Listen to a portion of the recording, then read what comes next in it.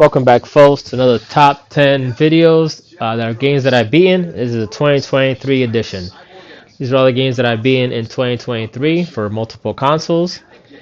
And again, I'll start off with the honorable mentions. Apologize for the wait. I know it's been a while, and I kind of say that a lot, but I've been very, very busy and very, very sick this past winter, so I didn't want my voice to interfere with the video too much, being all croggy and sneezing and sniffling and whatnot. Anyways, back to the video.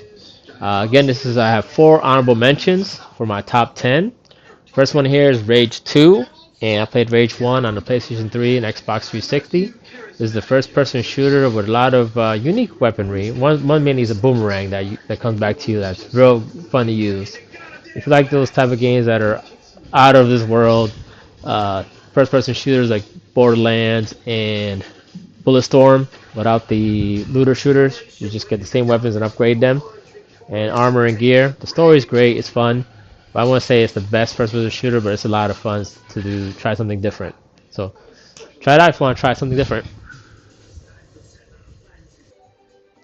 Next on my honorable mention is SpongeBob SquarePants Battle for Bikini Bottom. This is the first SpongeBob game I ever played. It's a real good 3D platformer game for the PlayStation 4 and Xbox One. It's a remastered version or remake, however you want to go for it. I've never played a SpongeBob game before, my first one, and I gotta say, if you love the show, for nostalgia base, this is very good adaptation of the TV show and for the characters, voices, and everything. Again, for a fun game for the family or for yourself, try it out. Next one on my list, honorable mentions, is Maneater for the PlayStation 5 and Xbox Series X and S. This is like a shark simulator, more like a great white shark simulator that you're running around in, or bull shark, I will say. I won't say great white, bull shark. And you evolve and change forms to make yourself bigger, stronger, or faster, depending on what evolution you want. And you can switch around to any types. It was a pretty good time waster, I would say. And if you like water games and just want to be an animal for once instead of a human, try it out. It was a lot of fun. My last honorable mention is Dragon Star Vernier. It's made by Idea Factory and Compile Heart. Now I'm not too fond of their games often. Like I said, this one was a bit of fun. It is a turn-based RPG that you actually, the battle system is you move your character up and down different levels depending on where the enemy is and harm grid-based animals, creatures. But you do have some parts of the game you have to actually gift your other characters aside from protagonist gifts, and have a lot of dialogue options, story driven, so it's more of a text-based game, but all the battles done in turn-based combat and with transformations to dragons as the title per se. It's about something different. For my Idea Factory, this is a game to go with.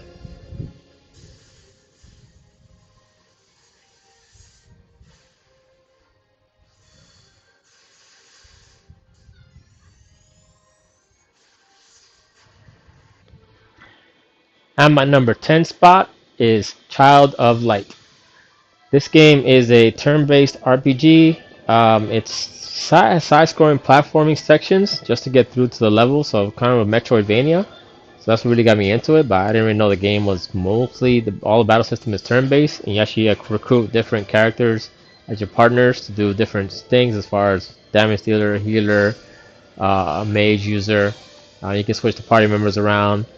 The art style is great. It's made by Ubisoft Art Designs, and it was a very good game. I gotta say, I never played an RPG similar to this. It has both side-scrolling and turn-based action RPG. So if you want to try it out, go ahead, please do so. It's still available for the PlayStation 4 and Xbox One.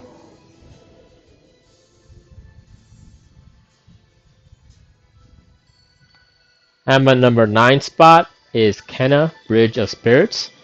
This is actually one of the games I gotta say, the game looks just like the trailer. So if you're looking for a Pixar looking game, this is the one to go with. Now, as the reviews are, you can all look them all up. It does play like a PlayStation 2 original Xbox game, and that's nothing to scoff about or be negative about. It's just that it's very simple in design. You got very few moves. But and the action gameplay is very simple. It's just very beautiful game, lovely design. Yeah, there are a lot of collectibles to get to. The game is short, very short, I would say. But I know recently a trailer came out for the sequel, which does it hopefully enhance on this one. Like I said, it's a good start for the company Ember Labs that created it. And if you want to try a 3D platformer, adventure type game, that's very nostalgic for the PS2 and Xbox original type of gameplay, where it's just like hack and slash and very little anything else and simple gameplay. Try this out. It was a lot of fun. It's available for the PlayStation 4 and I believe the Xbox One.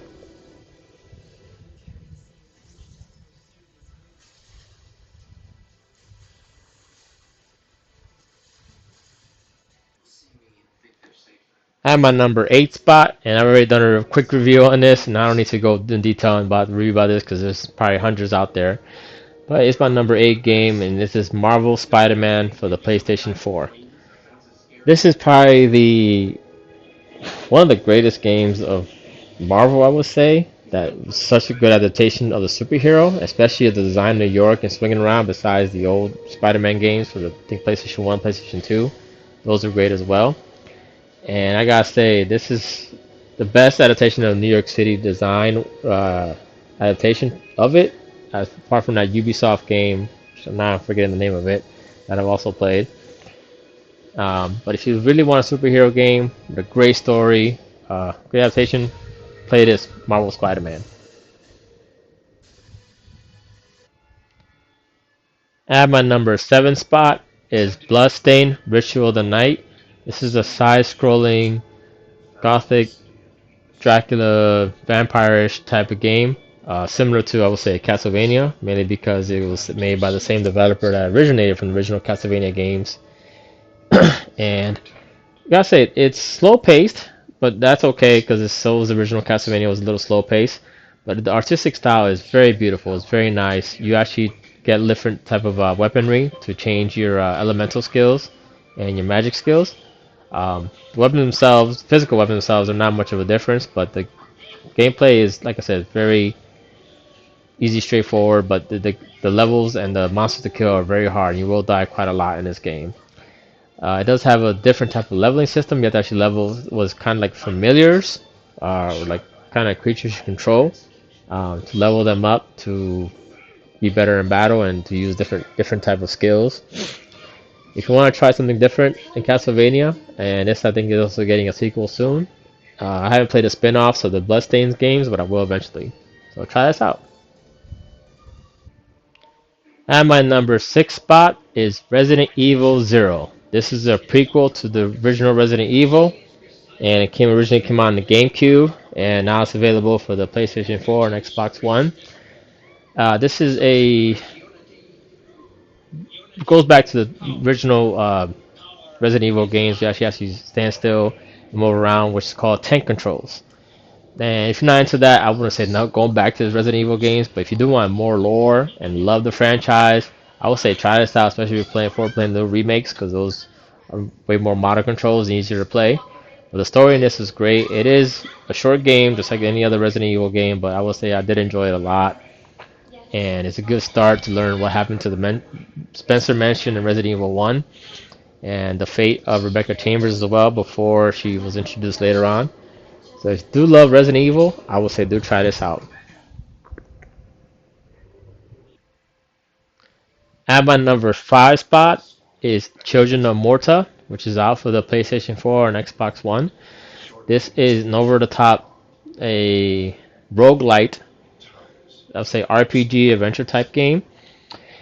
And this is, I'm not a big fan of the roguelikes or rogue stuff or rogue any type of rogue, but this is actually the only one. I already made a review about this, so you can check that out as well. And I really adore this game, mainly for the pixel art was great, but the story, very heartwarming about a family struggling in these woods, trying to get through these tough times that monsters are coming out, and they all gotta band together. You start with one hero, you eventually trying to find the other ones that were lost, hidden in the dungeons. And as you unlock them, you unlock their skills and abilities as well, and you can pick which one to choose to fight in the dungeons. I love this game a lot. I hope they make a sequel. And my number 4 spot is Growlanser 4 Wayfarer Time. This is a PSP game that came out in the US on PSP. You can also buy it digitally on the PlayStation Vita store. It is a active strategy RPG, and it's very hard to explain because you don't take turns like Tactics Ogre or Final Fantasy Tactics, just to reference those. You actually move your characters in the field, and as they turn, the enemy moves as well, and they fight alongside. So you can pause the game to give them different actions. Once you unpause it, they all keep fighting at the same time continuously. So it is a very difficult game. I was extremely difficult, and it takes a lot of grinding to get high level. And I did get to the final boss. Unfortunately, it's the only game on this list I officially did not beat. But since I played the final boss so many times and I've seen the endings YouTube, I will say try it out. And my number 3 spot is for the PlayStation 5 is Astro's Playroom. It's not the first Astro game. It was the third one. But, and my mate will say it's cheating, it's a free game, but so what? So is Fortnite, so is Call of Duty Warzone, so is Genshin Impact, and all those get reviews and get, Game of the Year awards. I will say this game is long enough to be kind of titled a good game. It's still short, but it's still long enough that you have so much to do in this game. And I'll say this is a nostalgia bait for PlayStation fans is the PlayStation 1. If you know every single console of PlayStation, and many different mascots that appeared in all their other systems, they will appear here for the most part. I know that the actual game did come out on PlayStation 5 eventually, but this is a free version that you can play if you have the system. I would say do so. It's a lot of fun.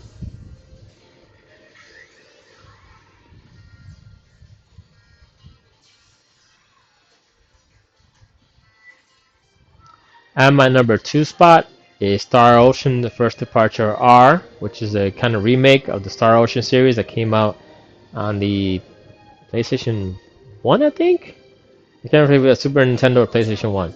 But the remake, this is the remake that came out on PlayStation 4, and it does have voice acting through the main story, not throughout the whole game, but for the main story and most side quests. And I would say I never played a 2D action RPG like this, unlike Secret of Mana.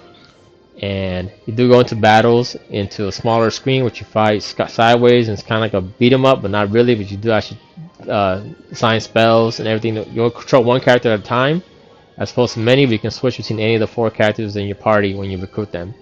It is a lot of fun. I say I love this game, and I want to play the rest of the Star Ocean games, especially when I get to that point. It does have multiple endings. I will say you can replay this game to try the multiple endings as well.